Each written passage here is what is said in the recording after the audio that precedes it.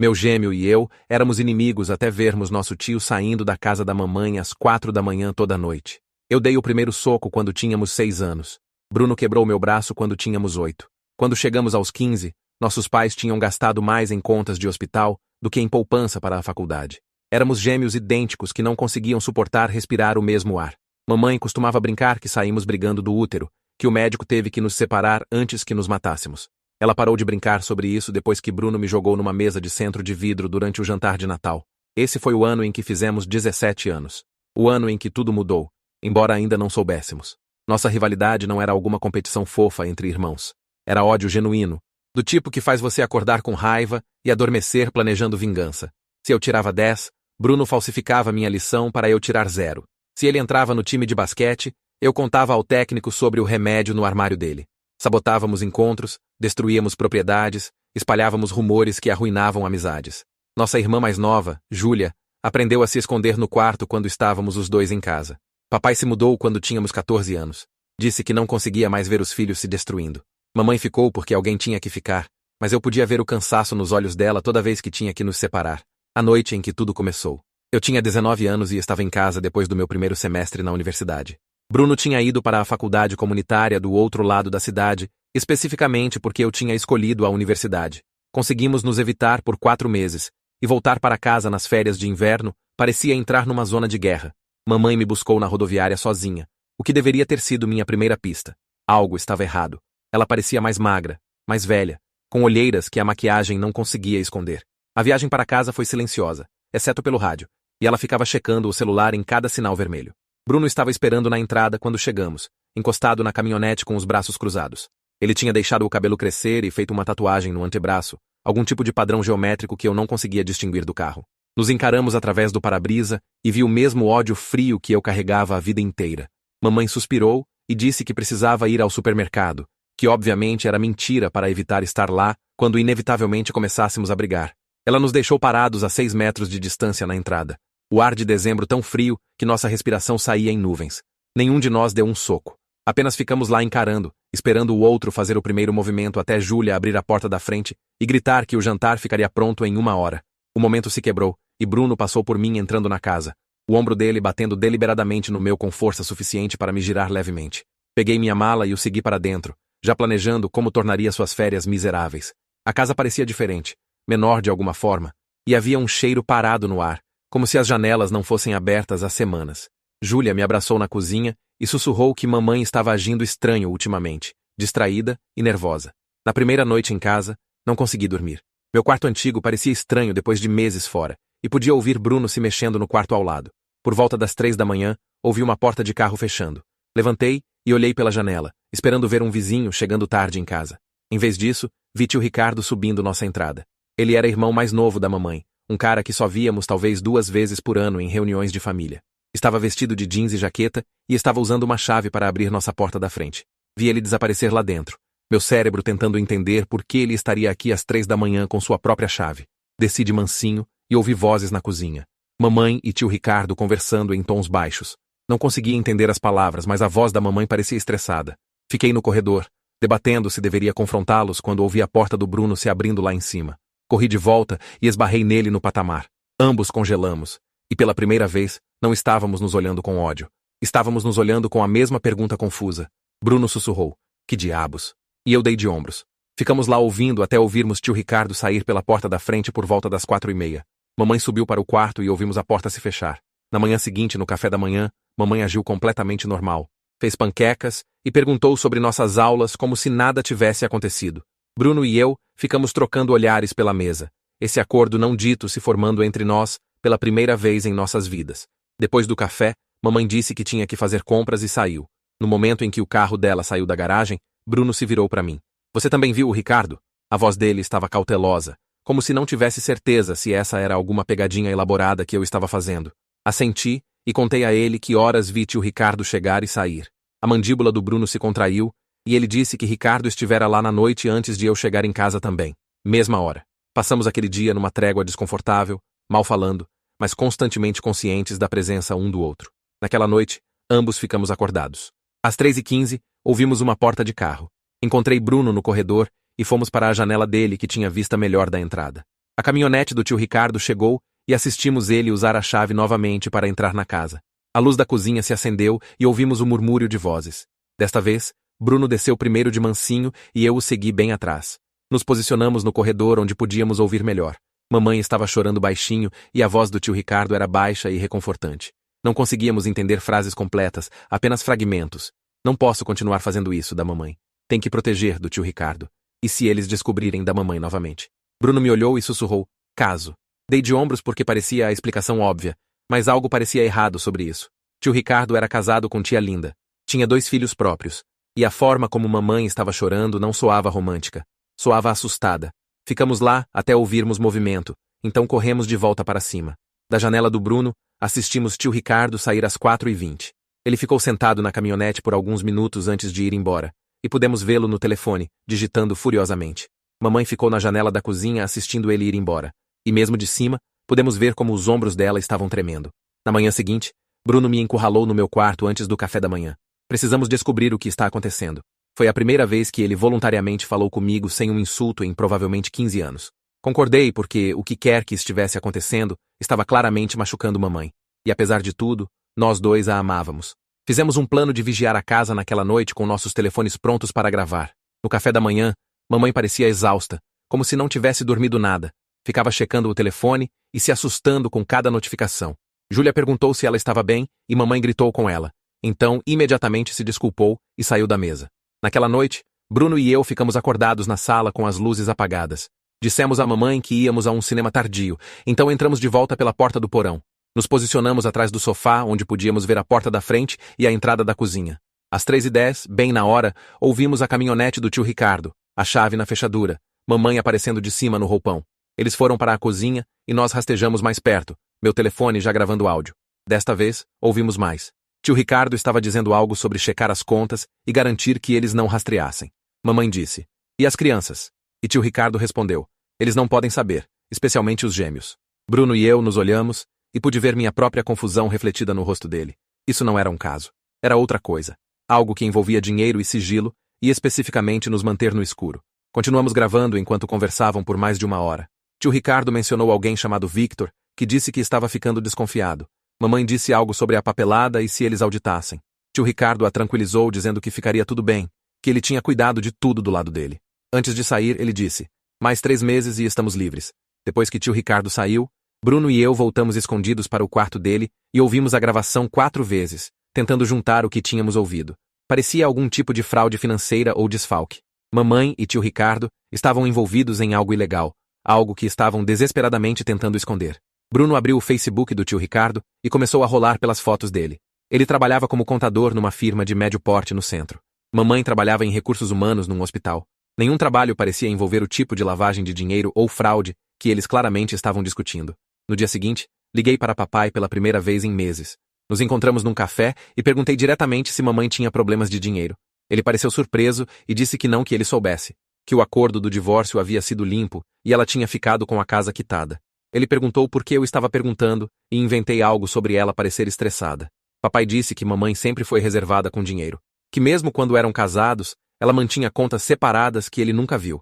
Ele mencionou que tio Ricardo a tinha ajudado com alguns investimentos anos atrás, mas não sabia detalhes. Quando cheguei em casa, Bruno estava no laptop na mesa da cozinha. Ele tinha estado vasculhando registros públicos e encontrado algo interessante. A firma contábil do tio Ricardo havia sido investigada pela Receita Federal 2 anos atrás por irregularidades em contas de clientes. Nada havia sido provado, mas 3 funcionários foram demitidos. Tio Ricardo manteve o emprego, o que significava que ele era inocente ou era bom em cobrir os rastros. Bruno também encontrou o perfil do LinkedIn da mamãe, onde ela listava um negócio de consultoria paralelo sobre o qual nunca tínhamos ouvido falar. Procuramos o registro do negócio e descobrimos que era uma sociedade limitada formada 5 anos atrás, com tio Ricardo listado como cofundador. Naquela noite, confrontamos mamãe. Esperamos até Júlia ir para a casa da amiga. Então sentamos mamãe na sala e tocamos a gravação. Assistimos a cor sumir do rosto dela. Ela se levantou, se sentou, se levantou novamente. Perguntou onde conseguimos isso, e Bruno disse que estávamos observando tio Ricardo ir e vir por dias. Mamãe começou a chorar, realmente soluçando, e disse que não deveríamos ter feito isso, que tínhamos complicado tudo. Perguntei o que exatamente estava acontecendo, e ela disse que não podia nos contar, que era para nossa própria proteção. Bruno perdeu a paciência. Ele se levantou e gritou que estava cansado de ser protegido, que merecíamos saber por que nosso tio estava entrando escondido na casa às 3 da manhã, falando sobre fraude e auditorias. Mamãe se encolheu, mas ficou quieta. Tentei uma abordagem diferente, mantendo minha voz calma. Disse a ela que qualquer problema em que estivesse, podíamos ajudar, que nos manter no escuro só estava piorando as coisas. Ela olhou entre nós, talvez vendo pela primeira vez que estávamos unidos, em vez de nos atacando. Então nos disse para sentar porque ia demorar um tempo para explicar. Mamãe começou com nosso pai. Disse que o que sabíamos sobre o divórcio era apenas metade da verdade. Sim, eles se distanciaram. Mas a verdadeira razão de papai ter ido embora foi porque descobriu dinheiro faltando de suas economias conjuntas. Quase 80 mil euros sumidos ao longo de 2 anos. Papai acusou mamãe de ter problema com jogo ou drogas. Ela negou, se recusou a explicar para onde o dinheiro foi, e ele pediu o divórcio. O dinheiro tinha realmente ido para tio Ricardo, ou mais especificamente, para encobrir algo que tio Ricardo havia feito. 5 anos atrás, tio Ricardo estava gerenciando contas para um cliente rico chamado Victor Russo. Victor era um incorporador imobiliário com propriedades por todo o estado. Tio Ricardo ficou ganancioso e começou a desviar dinheiro das contas do Victor. Apenas pequenas quantias primeiro, depois somas maiores. Usou o dinheiro para pagar suas próprias dívidas, cartões de crédito e uma segunda hipoteca que manteve em segredo da tia Linda. Quando percebeu quão fundo estava, tinha pego quase 200 mil euros. Quando o contador do Victor notou as discrepâncias, tio Ricardo entrou em pânico e veio para mamãe. Mamãe o ajudou a criar uma empresa fantasma para canalizar dinheiro de volta para as contas do Victor, fazendo parecer despesas comerciais legítimas e retornos. Usaram o acesso de recursos humanos da mamãe para criar registros falsos de funcionários no hospital dela. Pessoas que não existiam, mas que estavam recebendo salários que, na verdade, iam para pagar Victor de volta. Era fraude elaborada, roubo de identidade, lavagem de dinheiro, tudo para encobrir o roubo inicial do tio Ricardo. Vinham fazendo isso por 5 anos, lentamente pagando de volta o que tio Ricardo roubou, enquanto criavam um rastro de papel cada vez mais complexo que podia implodir a qualquer momento. A razão de tio Ricardo vir às 3 da manhã era porque era quando mamãe saía do turno da noite no hospital e eles coordenavam a papelada dos funcionários falsos. Tinham que fazer pessoalmente, porque comunicação eletrônica podia ser rastreada. Os 3 meses que tio Ricardo mencionou era quanto tempo restava antes do último dinheiro roubado ser pago de volta e eles poderem dissolver a empresa fantasma e deletar os funcionários falsos. 3 meses até estarem livres, se conseguissem manter tudo escondido por tanto tempo. Bruno perguntou por que mamãe não podia simplesmente entregar tio Ricardo, deixá-lo enfrentar as consequências do próprio roubo. O rosto da mamãe desabou e ela disse que se tio Ricardo fosse para a prisão, tia Linda perderia a casa, os filhos deles perderiam tudo e a investigação revelaria o envolvimento da mamãe. Ela também iria para a prisão. Perderíamos a casa. Júlia acabaria em cuidados adotivos, já que papai não a levaria depois de ela ter ajudado a encobrir um crime. Mamãe fez uma escolha de proteger o irmão, e agora estávamos todos presos nas consequências dessa escolha. Sentei processando tudo, assistindo minha mãe admitir anos de fraude, como se estivesse confessando ter deixado pratos na pia. Bruno estava andando de um lado para outro, as mãos no cabelo, respirando pesadamente. Finalmente ele se virou e fez a pergunta que eu estava pensando. O que acontece se vocês forem pegos? Mamãe disse baixinho que perderia o emprego, a licença de enfermeira, provavelmente iria para a prisão por 3 a 5 anos. Tio Ricardo enfrentaria acusações similares. Tudo o que possuíamos seria confiscado como produto do crime. Ela vinha vivendo em terror por 5 anos, mal dormindo, constantemente esperando a polícia aparecer. Os próximos dias foram estranhos. Bruno e eu não brigamos porque estávamos ocupados demais ficando com raiva da mamãe e do tio Ricardo. Mas não era a raiva limpa que estávamos acostumados a direcionar um ao outro. Era complicada, misturada com medo e traição e entendimento relutante. Assistimos mamãe passar pelos dias fingindo que tudo estava normal. A vimos pular a cada batida na porta. Tio Ricardo continuou fazendo suas visitas das 3 da manhã. E agora que sabíamos o que estavam fazendo, as conversas baixas na cozinha pareciam ainda mais sinistras. Uma semana depois da confissão da mamãe, estava passando pela correspondência e encontrei uma carta endereçada à mamãe da Receita Federal. Minhas mãos tremeram enquanto a levava para ela. Ela abriu ali mesmo na cozinha com Bruno e eu olhando por cima do ombro. Era um aviso de auditoria dos registros de folha de pagamento do hospital dela dos últimos 2 anos. Tinham selecionado o departamento dela para uma verificação de conformidade aleatória. Mamãe se sentou pesadamente numa cadeira e a carta caiu de suas mãos. A auditoria estava marcada para começar em 6 semanas. Os funcionários falsos seriam descobertos imediatamente. Mamãe ligou para tio Ricardo e ele veio naquela tarde, sem se importar que fosse dia claro ou que o carro dele fosse visto na nossa entrada. Se trancaram na cozinha por 3 horas enquanto Bruno e eu esperávamos na sala com Júlia, que ficava perguntando o que estava errado. Finalmente, tio Ricardo saiu parecendo cinza e abalado. Mamãe saiu e nos disse que tinham duas opções. Podiam fugir, desaparecer com identidades falsas e deixar tudo para trás. Ou podiam confessar, se entregar antes da auditoria e torcer por clemência. Bruno perguntou o que acontecia se fugissem. Mamãe disse que nunca mais a veríamos, que Júlia iria morar com papai, que nossa família seria completamente destruída, mas pelo menos mamãe estaria livre. Se entregassem, mamãe e tio Ricardo iriam ambos para a prisão, mas seriam sentenças menores, e havia chance de mantermos a casa se os promotores acreditassem que mamãe não era a mentora. Qualquer opção era terrível. Qualquer opção significava que nossa mãe se foi. Naquela noite, Bruno e eu sentamos na caminhonete dele na entrada, sem falar por muito tempo. Finalmente, ele disse que estava pensando que talvez houvesse uma terceira opção. Perguntei qual, e ele disse que precisávamos conhecer Victor Russo. Se pudéssemos convencer Victor de que o dinheiro havia sido pago de volta, que processar mamãe e tio Ricardo não conseguiria nada exceto destruir duas famílias, talvez ele desistisse. Talvez dissesse à Receita que a auditoria não era necessária. Pensei que Bruno tinha perdido a cabeça, mas ele já estava procurando o endereço do escritório do Victor no telefone. Dirigimos para o centro na manhã seguinte sem contar a mamãe. O escritório do Victor era numa daquelas torres de vidro com saguões de mármore e seguranças. Passamos pela recepção dizendo que éramos sobrinhos do tio Ricardo com um assunto familiar urgente. A secretária parecia cética, mas ligou para cima e, para nossa surpresa, Victor concordou em nos ver. Pegamos o elevador até o 15º andar e fomos levados a um escritório com janelas do chão ao teto com vista para a cidade. Victor Russo tinha talvez 50 anos com cabelo grisalho e terno caro. Gesticulou para sentarmos e perguntou sobre o que era. Olhei para Bruno e, naquele momento de silêncio, tomamos uma decisão sem palavras. Bruno começou a falar, contando tudo ao Victor. Como tio Ricardo havia roubado dele. Como mamãe ajudou a encobrir. Como vinham pagando o dinheiro de volta por 5 anos. Como a auditoria destruiria nossa família. Victor ouviu sem interromper, sua expressão ilegível. Quando Bruno terminou, Victor se recostou na cadeira. Disse que sabia sobre o roubo há 3 anos. O contador dele havia sinalizado as irregularidades e Victor contratou um investigador particular que descobriu todo o esquema. Sabia sobre mamãe, sobre os funcionários falsos, sobre tudo. Perguntei por que não havia ido à polícia, e Victor disse que tio Ricardo estava pagando o dinheiro de volta. E Victor vinha fazendo anotações cuidadosas de cada transação. Planejava usar a evidência para arruinar tio Ricardo profissionalmente quando fosse a hora certa, para garantir que nunca mais pudesse trabalhar como contador. Victor se levantou e caminhou até a janela, olhando para a cidade. Disse que construiu sua fortuna do nada, que se ergueu da pobreza sendo mais esperto e implacável que todos ao redor. Quando pessoas roubavam dele, não queria apenas o dinheiro de volta. Queria que sofressem. A auditoria não era aleatória. Victor tinha pedido um favor a alguém na Receita, especificamente para expor tio Ricardo e mamãe. Estava esperando 5 anos para disparar essa armadilha. Bruno se levantou, os punhos cerrados. Agarrei o braço dele porque podia vê-lo calculando se conseguia derrotar Victor numa briga. Victor notou e sorriu ligeiramente. Disse que violência não nos ajudaria, que tudo já estava em movimento. A auditoria aconteceria, os funcionários falsos seriam descobertos, e mamãe e tio Ricardo iriam para a prisão. Teria o dinheiro de volta e sua vingança. Perdemos antes mesmo de entrar no escritório dele. Perguntei ao Victor o que ele queria. Tinha que haver algo, alguma razão pela qual concordou em nos ver. Se estava tudo já decidido. Victor se virou da janela e nos estudou por um longo momento. Disse que queria uma coisa. A única coisa que tio Ricardo nunca lhe deu. Um pedido de desculpas genuíno e admissão pública de culpa.